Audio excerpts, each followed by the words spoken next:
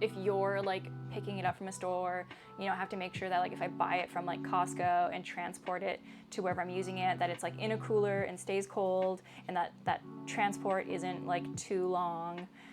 Or if I'm just getting it directly from like someone, a distributor that's delivering it, I need to like, you know, be checking that it's, you know, hasn't been tampered with, that it's the right temperature, like I'm not receiving milk that's like hot off a truck.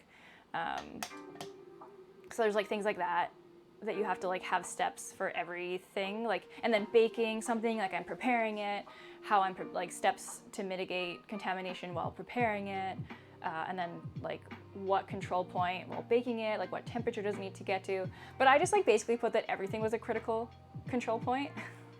Because like one section of it is like, is this a critical control point? I'm like, I don't know. Yeah, it's all critical. I was being like over cautious, so I basically was like, everything is critical.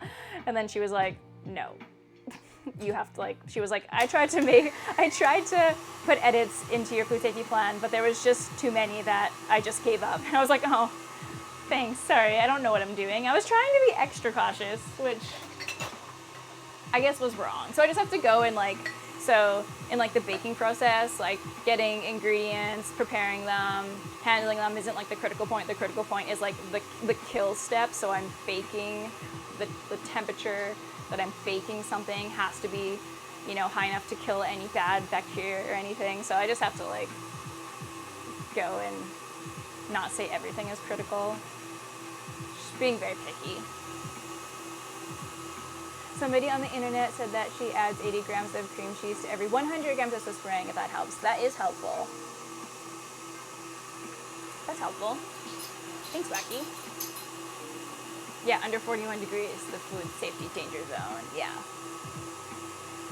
Yeah, so I just have like some edits to make in my food safety plan, and then there's like some information I didn't give her, so I just need to let her know. Like she was like, oh, are you... I didn't put anywhere in anything like where I was stored. I kind of was assuming it was obvious that I'm like storing everything at the kitchen, but like I have to actually put in there like everything, all my ingredients are stored there. Everything I produce is stored there.